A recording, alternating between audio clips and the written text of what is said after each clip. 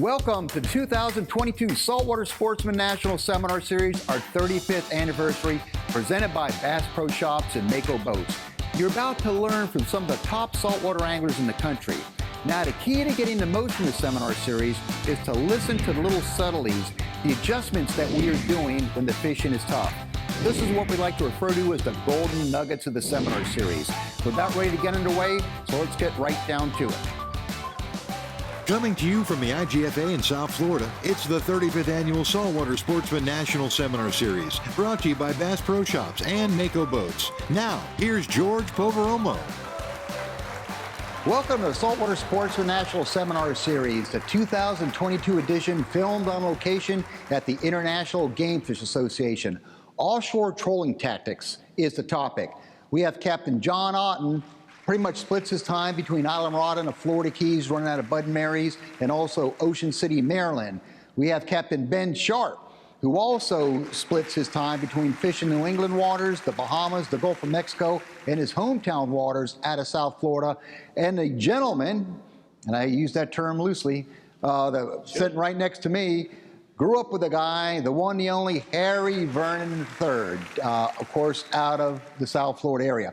Okay, it's a good blend here in that we have some mid-Atlantic to New England influences with trolling for the tunas, as well as some of the southern and the Bahamas, and everybody mixes up well here. So, John, I'm gonna fire the first one at you.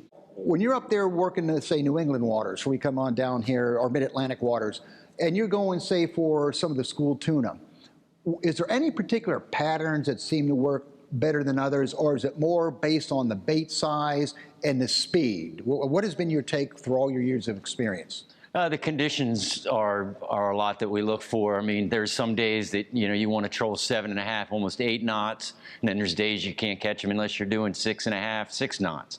And then we like to find out what they're eating. Sometimes they're eating the littler squids, sometimes they're eating the bigger squids, which does make a big difference with some of the stuff that we put in our spread with spreader bars and things of that nature. For example, sometimes we have to put the little squids on the spreader bars, the little spreader bars in, and you get more bites. If you put the bigger stuff in, they just don't eat it, or vice versa. Some days we have to put the bigger bars in and not leave the little stuff, and leave the little stuff in the boat. I like to ambush them.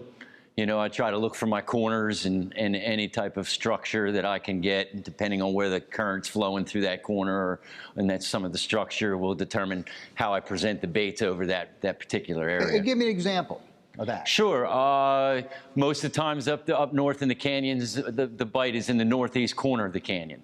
Most of the time your current's flowing to the south or southwest, so everything gets balled up in those corners. And depending on whereabouts in that corner that they're feeding will determine whether I'm coming in from the north or I'm coming in from the south. So, question for you there. Why can't South Florida trollers do what you're doing up there and really try to magnify their trolling spreads? Would it work here or not really? It's funny you ask that, because in the last 2 seasons we've started using a little bit more spreader bars on some of the humps down in Islamorada, and believe it or not, they're starting to work. We're running them off a short rigger, some of the wide trackers, and we're starting to catch some of the bigger blackfins as opposed to the little blackfins that we'll catch on the jigs or we'll catch on the feathers. Gotcha. And when you're doing that, because I often thought about this too with the spreader bars, is for the South Florida application that you would be using. Pretty much everything here is small. Yeah, even when we clean the tunas, the squids are real little. Anything that they've got in them other than a flyer seems to be, whether it's little blowfish or filefish, eating in the grass, things of that nature. It's a lot of it's a little stuff. Ben, how could they effectively troll and set out a real good spread on maybe your smaller boats? I personally think just keeping it kind of compact and not overwhelming yourself like with your spread. So keep it at a 4-line spread. Also talk to some of the guys, figure out what's going on, and instead of like I know some of the guys on the larger boats, they'll troll 10-line, 12-line spreads. Just have a bit of everything. Have a hybrid spread. Go out there, have your two spreader bars and then 2 feather baits out there. And I'm going to hold you on that because we're going to run to a commercial break and we're going to pick that up on a return. You're watching the Saltwater Sportsman National Seminar Series from the International Game Fish Association. We'll be right back. The Saltwater Sportsman National Seminar Series is brought to you by SIMRAD. Go with SIMRAD and go with confidence. PENN, let the battle begin. Sirius XM Marine, weather, fish mapping, and entertainment for anglers. Mercury Outboards, go boldly. ENGEL, portable fridge freezers and high-performance coolers. George will be right back. Welcome back to the 35th Annual Saltwater Sportsman National Seminar Series from the IGFA in Fort Lauderdale, Florida. Brought to you by Bass Pro Shops and Mako Boats. Let's get right back to George. Welcome back to the Saltwater Sportsman National Seminar Series. The topic is offshore trolling tactics. I'm working with Captain Ben Sharpe here in a discussion on South Florida-based anglers or those in these smaller center consoles, how to become more an effective troller. So you're saying simplify that, work your 3 or 4 lines, and then pretty much go from there. And I would talk to you about teasers, but again, playing off the same theme. You know, when you have a tower, it's wonderful. You could see what's coming up underneath. But when you don't have any height and you're in a center console, I guess teasers would be good right off to the sides. But you're pretty much relying on dragging baits rather than trying to tease them up in teaser and pitch baiting them. Am I correct or wrong? Correct. You want to have hooks and lures. All right. You can, if you wanted to, get into the teaser ideal. And I mean, this is considering that you're not using electric reels or anything like that. And something simple. Some of your conventional reels with a heavier mono. And I would stick to some kind of squid chain if you're going to put a teaser in, but kind of keep it simple like that. Sure. You know, and when I say hybrid spread, you want to make sure that, if you are a small angler and you're just trying to get whatever bite you get, you're prepared for what might come into your spread. Exactly. Harry, coming out of South Florida, very simple type of spread that could target, say, dolphin and wahoo, pretty much our headliners here. Mm-hmm. What's been your go-to tactics for that? Well, when I'm fishing out here, I fish on several different boats, from 22 footers, one of your old Makos I fish on all the time, up to 34 footers. Every boat is different, so your speed is going to be different. So my normal average speed is from 10 to 12 knots moving along.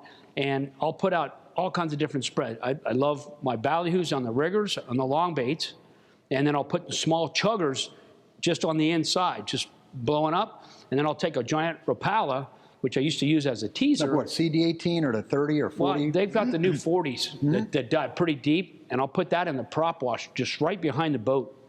And they swim really good at these speeds. And what are you rigging at, too, as far as leader material? It's crazy, but a lot of people used to use wire and cable. I just strictly 200-pound mono, right to a ring, because they swim so fast, so rapid, that they'll wear through the mono. So you got to use like a little a split ring or some type of a ring on it to keep it, or a snap swivel, but I never really like snap swivels at the lure, because if they hit that, they can pop it open. But one of those U-shaped rings are good, and I'll crimp onto that. And I'll use probably a 12-foot, 15-foot leader off of that. And it literally, when I put it off the back of the boat, it's going to be, you can almost see the snap swivel where I snap to the loop at the other end. That's how close it is behind the boat. And there's a lot of fish that just come out of nowhere and just wallop on that sucker. So it's very, very productive, and it's good. I love having stuff up at the top, chugging and splashing, because I'll put out everything in them. I give them Burger King, McDonald's, Pollo Tropical. I give them everything, man, because it's just like us. The way I think about it sounds crazy, but you're hungry for this, and all of a sudden you pull in the Shorty's barbecue and you have a barbecue sandwich. But that's that particular lure that could get hit over and over and over. So I go down deep and I go up top. Summertime, a lot of times that deep line will get hit. I could put it on a planer or whatever, but it's good. I don't know if you want to see a lure that I use. Let's go. Take a look. This is the Alamorada Chugger. This is just a great little bait. It's got the little wings. It looks just like a little flying fish. I mean, and that's what all these dolphin out here eat. Wahoo eat them. Tunas just crush them. It's most popular, believe it or not, putting it over the nose of a ballyhoo, small ballyhoo. Because it's got the big hole on the front, which slides right over really well. But this is just rigged single hook, and it's just a killer for dolphins. And just to stress the importance of that is that I had learned firsthand when you're matching up the size of the baits being chased. We were fishing for dolphin quite a while ago, and the beautiful medium rig ballyhoo were dragging. And I'm watching these dolphins are coming in and out. They're not even looking at their baits, and I see them pushing little flyers like that. Yep. So I had some small lot of those value out. in there. I took some small little squid skirts and shortened it up in the color of a flying fish pattern and put it out. We got the dolphin off that, even got a sailfish. They eat them up. Exactly. A We're lot of gonna go to billfish come up on these things. We're going to eat up a commercial break now. We'll come back. I'm going to talk to you, and I'm not going to neglect you, so you stay All put. right, I'll wait right here. You're watching the Saltwater Sportsman National Seminar Series, Offshore Trolling Tactics. We'll be right back. The Saltwater Sportsman National Seminar Series is brought to you by Rapala, your best shot at a world record. Suffix, always use the best line. VMC, your expert in hooks. Williamson Lures for the pelagic playground. Starbright, blending technology with performance since 1973. George will be right back. Welcome back to the 35th Annual Saltwater Sportsman National Seminar Series from the IGFA in Fort Lauderdale, Florida. Brought to you by Bass Pro Shops and Mako Boats. Let's get right back to George. We're back to the Saltwater Sportsman National Seminar Series, Offshore Trolling Tactics. And John Otten, do you find that color is important as maybe some people want to make it out to be? We try to start off with different colors to see if they're settled in. Sometimes they'll eat certain colors and they'll only eat those certain colors. And you know, once we figure that out, it's not like we throw all that back in the water, but we may add another bait or two with those certain colors on them to be more enticing. We watch whatever we see on the surface. If we're seeing flyers get up, whether they're the little ones or whether they're the big ones, try to pay attention to that. You know, if there's a weed line, we try to check the weed line out and see what kind of bait's in the weed line, whether it be little blowfish, filefish, or, you know, cigar minnows, whatever might be in there, little jacks, and we try to match it up that way. What are you doing differently to try to coax an extra strike or two, but the fish are around, but they're not really playing? Either slow down or speed up. Most of the time, we find that if we speed up, we'll start getting some bites. And we'll implement some different baits, like some deeper baits, whether it be a deep swimmer or a planer rod, something of that nature. Sometimes we'll drop our riggers further back. You know, also depending on the seas and the conditions, will determine kind of how far or how close we have our spread up. We found that the nicer it is, the further back some long riggers seem to work. And then when it's rougher, we get everything real tight, and it seems to work out pretty well. One of the tactics I've used a lot when you're trolling for dolphin or in that situation and the fish aren't really feeding, you know they're in the area, and you're coming by a nice weed line, you know the fish are there, is to sink and swim. We'll put the boat into neutral, and we'll have anywhere from 4 to 5 ballyhoo for the most part, and we'll let those baits just start to sink down and flutter. And we'll give it maybe about a minute or so, let those lines start to go down, and then I'll bring that boat right back immediately up to trolling speed. I won't ease it up, I'll just bump it in gear and try to bring it up. Sometimes the illusion of those baits fluttering down and all of a sudden picking back up could trigger a dolphin thinking, hey, look, some baits we've been feeding on or what have you are floating down, and when they get panicked or have that panic look, it's almost like they saw some predator fish and they're trying to get away, and it triggers them. And in many cases, that sink and swim does a good job when the dolphin fishing on the troll is slow. A lot of times when you say that is off of Miami, there's so many boats.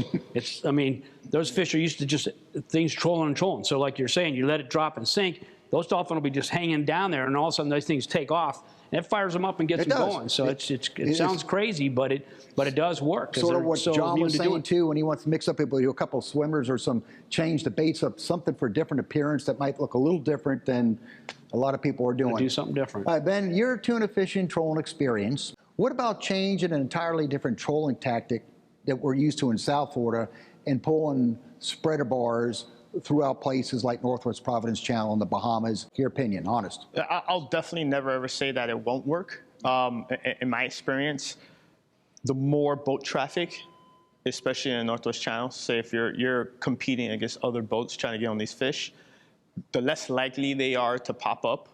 And that's why you got to kind of like try different things. Like I'm definitely a fan of putting out the lip plug or something like that to get bites, or even what we call a dink, a ballyhoo wise, get the smallest ballyhoo you can get, put it on a feather behind, and just bombing it back there, even chin weighting it or something like that. But when it comes to using the spreader bars, I personally have not done it in the Bahamas.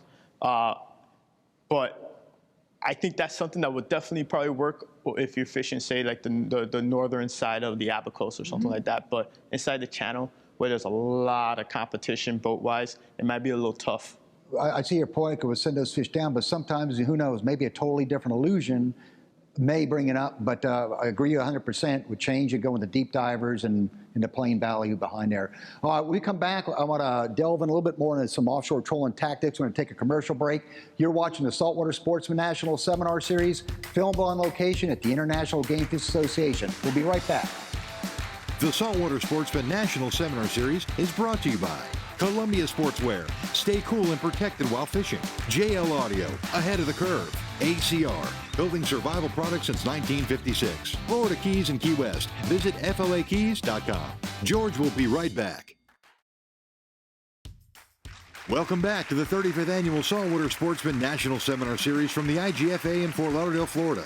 Brought to you by Bass Pro Shops and Mako Boats. Let's get right back to George. Welcome back to the Saltwater Sportsman National Seminar Series, filmed on location at the International Game Fish Association. The topic, offshore trolling tactics.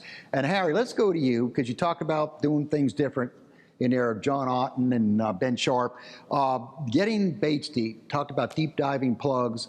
And you're sometimes like old school candidate. You still like these planers a lot. Yeah. And where would that apply in South Florida? I mean, I know for Wahoo, but Well, it's great for Wahoo. What I did, I made up a little mock-up deal. This is just a small setup that I made so you can see how it works. This is something that we fish a lot out here for kings, Wahoo, going over the wrecks, dolphin down deep in the summertime.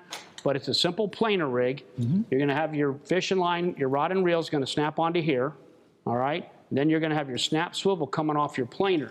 So you can change the bait out frequently if you need to, if you're having a great day. And then from here, we're going to use 125-pound mono. okay, And we're going to use approximately 60 feet. 60. So this is just a short ring up. And then we'll use a sea witch to a ballyhoo off the back of this. It's an easy, simple rig. And I've noticed you got the inverted hook, so So you go in and out on the ballyhoo, and it's just a very, very productive offshore, getting it down deep. Instead of using wire lines and giant cigar leads, you're going to use this type of a planer. And again, there's high-speed planers and there's slower speed planers. The high-speed planers are a lot more narrower than the slower planers. The slow ones are real wide, and you can't go fast with them because the side wings will bend and they fly out. So that's the difference between the planers. and you're fishing it right off the rod tip. This goes right off the rod tip, right behind the boat. So you're going to just take this guy, throw your bait out 60 feet, drop this in the water. Now, when you drop this in the water, make sure you're not in gear going 12 knots, because this thing immediately, when it hits the water, it goes. So your best bet is to have the boat just in gear when you first deploy the planer. When it gets hit, it pops, slides up, and it's a straight one-on-one fight. Now, there are other ways of using the planer rigs they have now, which snaps to here and to here. So when this planer comes up, you can just take the planer off and wind your swivels and everything right through the guides. So you don't have to sit wire line at 60 feet. You don't have the hand line, the whole deal. Coming. And your trolling speed, when you're using planers that are right off the rod, you're 8 more to 12 slower? knots. 8 to 12 you're pulling knots. up around that 12 knot range? With the high-speed planers, you can go up to 15 knots I know. on the high-speed ones now, so it's pretty cool. Ben, we're talking tactics here, general offshore trolling, but I think really the most important part is being in the area where the fish are at, learning to read the water temps, whether they're rips and whether it's bottom structure, and all that comes into play first to get out to that zone.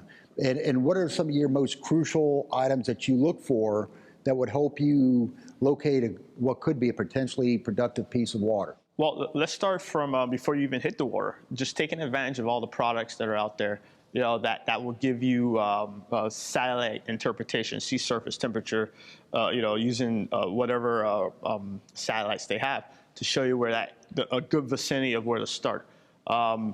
After that, when you're out there, a lot of times these areas are defined by rips, you know, and the eddies that you can see. You'll see different color changes. A very visual sign is when you're on these areas, you'll see birds working. Yeah, I mean, and then, you know, if you get even more micro into it, sometimes you'll see bait on the surface, and then obviously the fish that are chasing the bait.